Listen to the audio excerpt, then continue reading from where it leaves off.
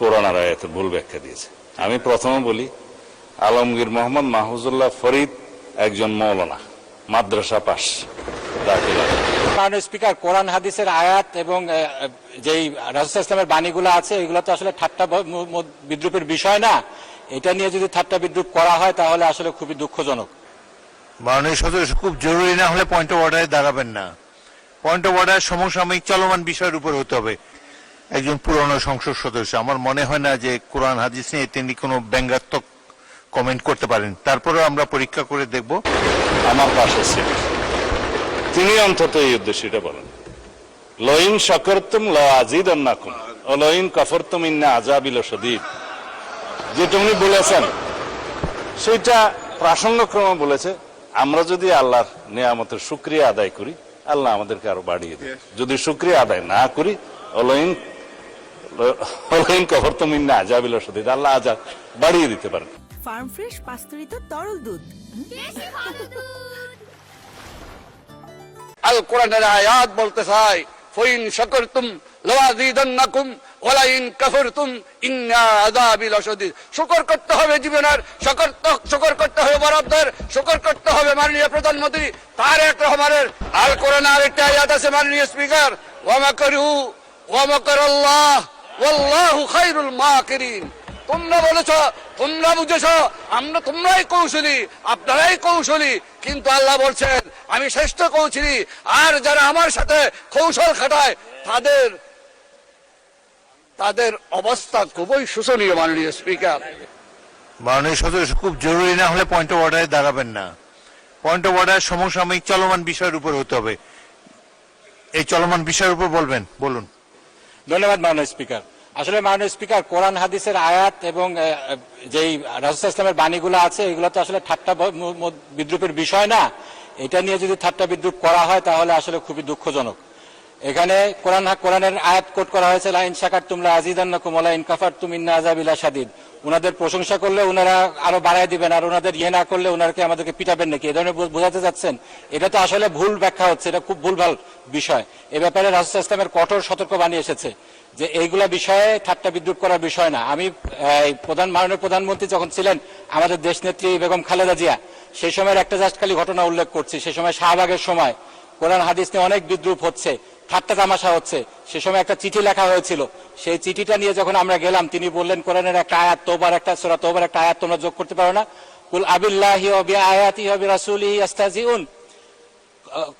এখানে তোমরা কি আল্লাহর আয়াত, আল্লাহকে নিয়ে, আল্লাহ রাসূলকে নিয়ে, আল্লাহর আয়াত কিনে তোমরা ঠাট্টা মশকরা করছো? তো এটার জন্য যদি তোমরা করো তাহলে তোমাদের অবস্থান হবে জাহান্নামে। এই জিনিসটা আমাদেরকে খুব সতর্কভাবে নিতে হবে। কোরআন হাদিসের ভুল ব্যাখ্যা, কোরআন হাদিসের এরকম অবমাননাকর কিছু বিষয়, এগুলো আমাদের কোনোভাবে করা যাবে না। এটার ব্যাপারে আপনার দৃষ্টি আকর্ষণ করছি মাননীয় স্পিকার। ধন্যবাদ মাননীয় সদস্য। আমার আলমগীর মাহমুদুল্লাহ ফরিদ একজন পুরনো সংসদ সদস্য, আমার মনে হয় না যে কোরআন হাদিস নিয়ে তিনি কোনো ব্যঙ্গাত্মক কমেন্ট করতে পারেন। তারপরেও আমরা পরীক্ষা করে দেখব, যদি কোনো ভুল ধরনের ব্যাখ্যা দেওয়া হয় কোরআন হাদিসের, সেটা এক্সপান্সড হবে। এবং কোরআন হাদিসের ভুল ব্যাখ্যা, বাংলাদেশ একটি মুসলিম প্রধান দেশ, এই দেশে কখনোই গ্রহণযোগ্য হবে না। পরবর্তী বক্তা জনাব সালাউদ্দিন আহমেদ, আপনাকে 1 নম্বর বলেছে, এটা আপত্তি আছে আপনার? বলেন, স্বরাষ্ট্রমন্ত্রীকে মাইক দেন। মানে স্পিকার, আমি বিতর্কে যাব না, কিন্তু একটা ভুল মেসেজ যাবে বিরোধী দলের পক্ষ থেকে যখন একটা অভিযোগ আকারে বা যে কোনো আকারে বলা হোক যে আমাদের একজন মাননীয় সংসদ সদস্য কোরআন আর আয়াতের ভুল ব্যাখ্যা দিয়েছে। আমি প্রথমে বলি, আলমগীর মোহাম্মদ মাহফুজুল্লাহ ফরিদ একজন মৌলানা, মাদ্রাসা পাস, দাখিল। আমার পাশে ছিল, তিনি অন্তত এই উদ্দেশ্যটা বলেন, লইন শাকারতুম লাযিদান্নাকুম ওয়া লইন কাফারতুম ইন্না আযাবি লাশাদীদ। যেটা উনি বলেছেন সেটা প্রাসঙ্গক্রমে বলেছে, আমরা যদি আল্লাহর নিয়ামতের শুকরিয়া আদায় করি আল্লাহ আমাদেরকে আরো বাড়িয়ে দেয়, যদি শুকরিয়া আদায় না করি লইন কাফারতুম ইন্না আযাবি লাশাদীদ, আল্লাহ আযাব বাড়িয়ে দিতে পারেন। এখন এটা পলিটিক্যালি কেন বক্তব্য হবে, এটা দিয়ে কেন পয়েন্ট অফ অর্ডারে বাড়ানো হবে? এটা ঠিক হয় না মাননীয় স্পিকার। তিনি বলেছেন, সৎ উদ্দেশ্যেই বলেছেন, এবং আমরা যেন আল্লাহর শুকর গুজার করি।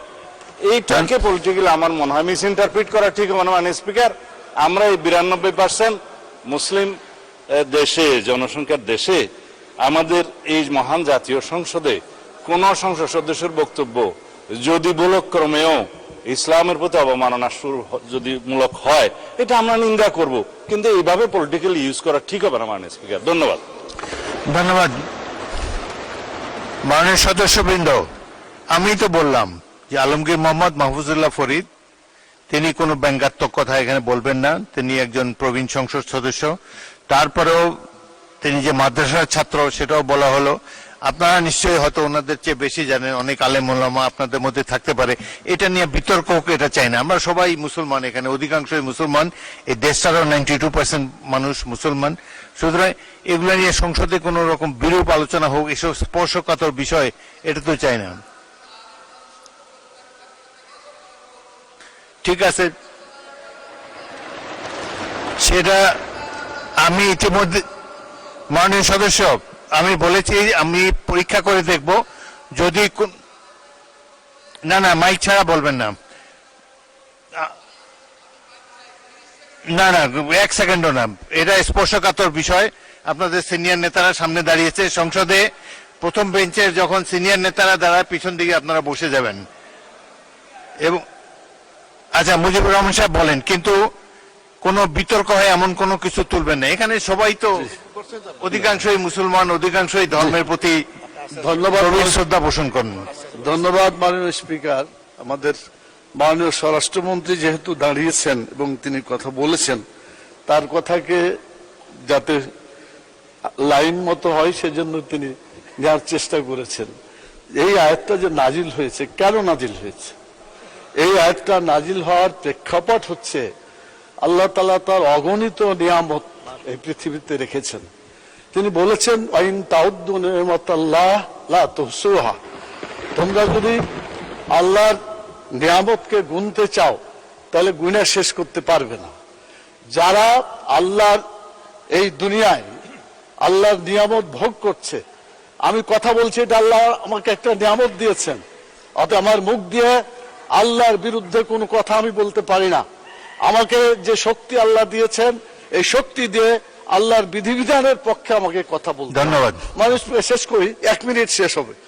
আমাদের মাননীয় স্বরাষ্ট্রমন্ত্রী উনি এটা নিয়ে গেছেন মানে দলীয় একটা, এই যে বাজেট বক্তৃতা, বাজেটটা খুব ভালো হয়েছে, অতএব বিরোধী দলকে বাজেটের প্রশংসা করতে হবে। এটা যদি প্রশংসা না করে তারপর আজাব আসবে, এই দিকে নিয়ে গেছিল উনি। এই কথাটা মোটেও সঠিক না। আমি বলতে চাই যেটা, ধন্যবাদ, কথা এটাই হয়েছে মাননীয় স্পিকার। আমার মনে হয় আপনি যদি প্রয়োজন মনে করেন একজন আলিমের কাছে যে বলবেন, কোন মানুষের অবদানের কথা এখানে বলা হয়নি। মহান ধন্যবাদ। যে